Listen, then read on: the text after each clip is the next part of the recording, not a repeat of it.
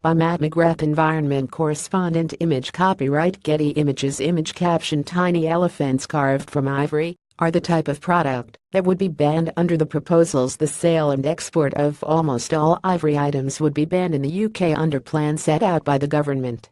Environment Secretary Michael Gove has announced a consultation to end the trade in ivory of all ages. Previous attempts at a ban would have excluded antique ivory produced before 1947. The government says there will be some exemptions for musical instruments and items of cultural importance. Conservation groups have given a guarded welcome to the plan. Growing market. While the UK has had a ban on the trade in raw ivory tusks, it has become the world's leading exporter of legal ivory carvings and antiques in recent years. According to an environmental investigation agency report, there were more than 36,000 items exported from the UK between 2010 and 2015, more than 3 times that of the next biggest exporter, the US. Conservationists argue that these sales stimulate the demand for the product and are linked to increased elephant poaching across Africa. Image copyright Getty Images. Image caption: Prince William condemned illegal wildlife trading during a trip to China in 2015. Prince William has long been a campaigner against ivory trade, and in 2016 urged the UK to pass a total ban on domestic sales. At a wildlife conference in Vietnam, he said ivory is not something to be desired, and when removed from an elephant it is not beautiful. So, the question is, why are we still trading it? We need governments to send a clear signal that trading in ivory is abhorrent. Previous attempts in the UK by the Conservative Party to limit sales of ivory have failed to get off the ground. A ban on sales of ivory produced after 1947 was announced by then Environment Secretary Andrea Leadsom in 2016, but a follow-up consultation never materialized. However, a 12-week consultation on Mr. Gove's proposals is due to start immediately, and draft legislation covering a ban on sales and exports is likely in the new year.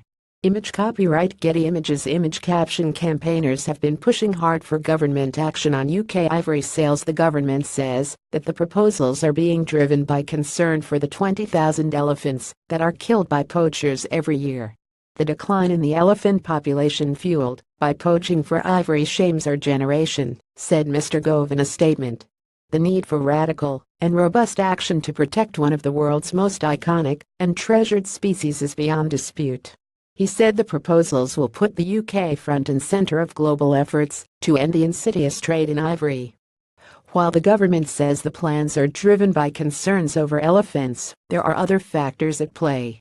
Image copyright Getty Images. Image caption: many countries have moved to end the trade in ivory by destroying stock, such as in Kenya. Britain will host a major illegal wildlife conference in 2018, and it would be embarrassing if the UK was continuing to allow a domestic market in ivory, while countries like China were moving to close theirs as they have promised to do by the end of this year. The key thing is, we hope they will have committed to the ban before this conference, said Heather Soul from WWF UK. She said it would allow the UK to have a greater standing in how China enforces its own ban, and also strengthen its hand in dealing with countries with legal markets. While environmental groups have welcomed the government's new stand, there are concerns over the size and scale of exemptions to the ban. Mr. Gove says there should be 4 categories of ivory items allowed for sale: musical instruments, items with only a small proportion of ivory, items of significant historic, artistic, or cultural value, sales between museums. Some conservationists are worried that, if these exemptions are too broad, they could become loopholes and undermine attempts at a ban. Others, though, believe that clear and strong restrictions can be put in place. But those involved in the antiques business are not happy about the proposed ban. Noel McElhatton from the Antiques Trade Gazette said those involved in the trade abhor poaching and are disgusted by what is happening to the African elephant.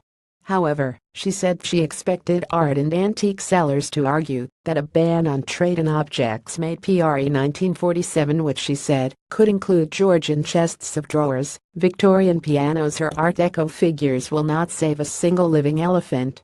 We feel strongly that an outright ban would be an overreaction and would be very detrimental to the honest and legitimate trade of pre-1947 ivory. The consultation will run until 29 December. Follow Matt on Twitter and on Facebook.